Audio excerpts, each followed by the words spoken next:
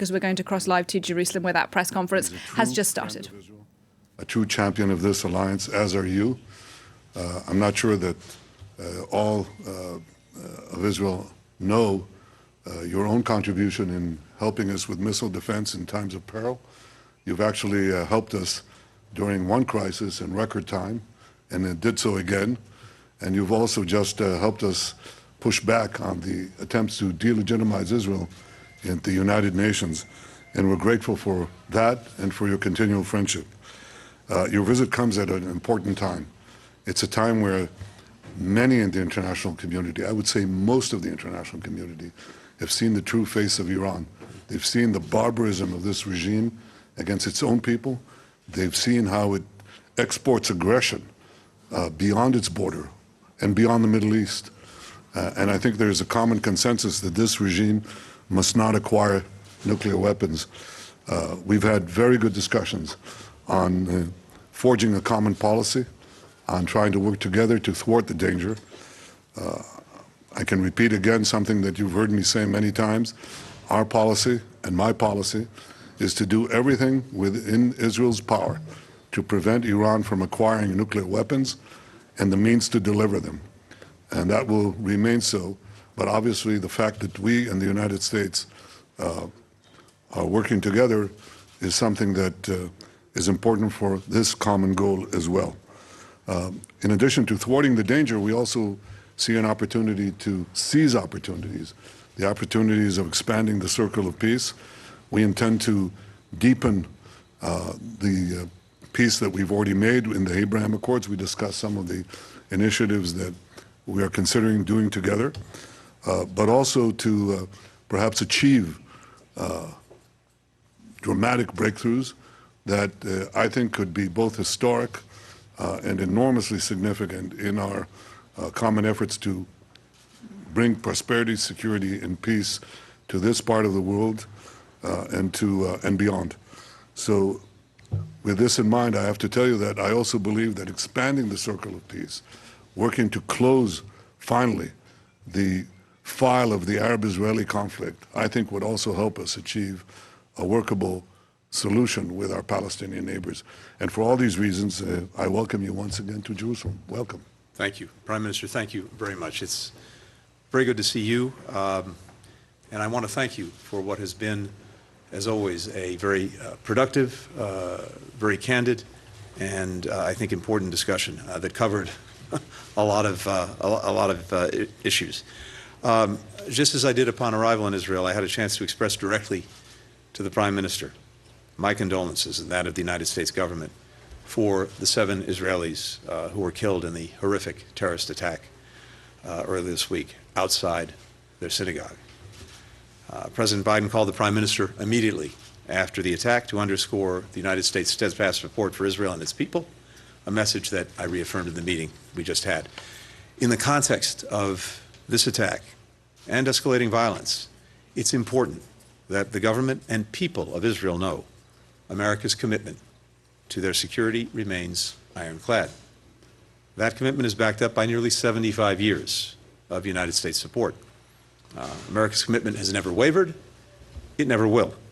And today, the Prime Minister and I discussed ways that we can continue to strengthen our partnership and our shared security interests. We agree that Iran must never be allowed to acquire a nuclear weapon.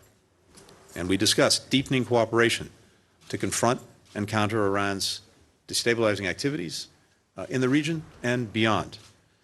Just as Iran has long supported terrorists that attack Israelis and others, the regime is now providing drones that Russia is using to kill innocent Ukrainian civilians. In turn, Russia is providing sophisticated weaponry to Iran. It's a two-way street. Russia's ongoing atrocities only underscore the importance of providing support for all of Ukraine's needs, humanitarian, economic, and security, as it bravely defends its people and its very right to exist, a topic that we also discussed today. Now, one of the most effective ways to make Israel more secure is to continue to build bridges in the region and even well beyond the region. That's why we've worked relentlessly to deepen and broaden the Abraham Accords and other normalization agreements between Israel and Arab states. Earlier this month, a large delegation from across the United States government joined representatives from Israel, from Bahrain, from Egypt, from Morocco, from the United Arab Emirates in Abu Dhabi for the first meeting of the Negev Forum working groups. This was the largest gathering of Israeli and Arab officials since the 1991 Madrid Conference. These groups are focusing on issues affecting the lives and livelihoods of all of our people, food and water security, clean energy, healthcare, education and coexistence, tourism, regional security. It's part of a comprehensive effort to enable collaboration not only between our governments, but also our businesses, entrepreneurs, civil societies, young people. The Prime Minister has spoken about our ability to do big things together. Well, Israel's greater integration in the region is very much one of them. A few years ago, this kind of cooperation would have been unimaginable. Today, it is genuinely fostering new opportunities for people across the participating countries to connect, to collaborate, to learn, from teaming up on cancer research to launching new startups in green energy and drought-resistant agriculture, to competing in real sports and esports. Each of these interactions helps chip away at enduring biases and mistrust. And this never would have happened without the leadership of the Prime Minister. We're determined to keep building on that progress, on new issues, with new countries, as we work to strengthen the circle of peace. These efforts are not a substitute for progress between Israelis and Palestinians. But as we advance Israel's integration, we can do so in ways that improve the daily lives of Palestinians in the West Bank and Gaza. And that's crucial to moving toward our enduring goal of Palestinians and Israelis enjoying equal measures of freedom, security, opportunity, justice, and dignity. President Biden remains fully committed to that goal. We continue to believe that the best way to achieve it is through preserving and then realizing the vision of two states.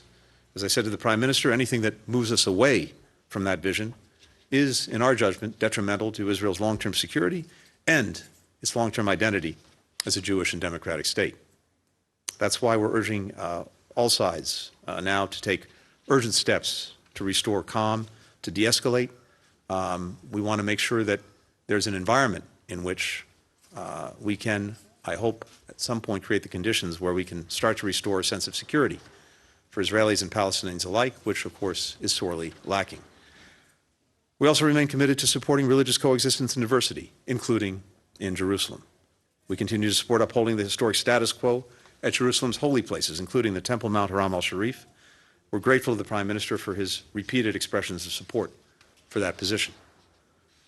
One of the things that makes the partnership between us so strong is that it goes well beyond any one American or Israeli government. Few people understand that better than President Biden, who's worked closely with every Israeli Prime Minister since Golda Meir, and Prime Minister Netanyahu, who has worked closely with his share of American presidents. Quite a few. Throughout the relationship between our countries, what we come back to time and again is that it is rooted both in shared interests and in shared values.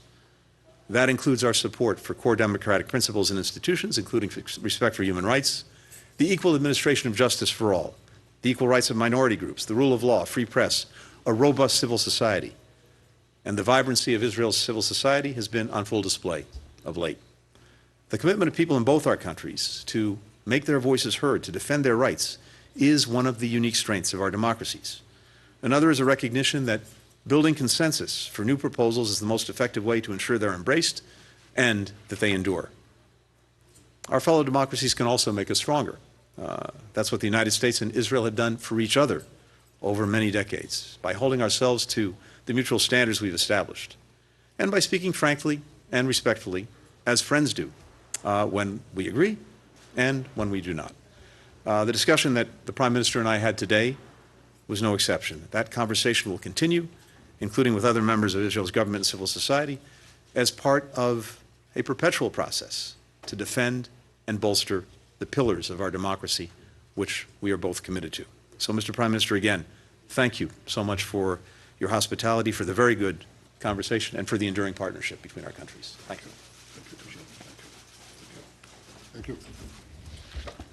Thanks, everyone.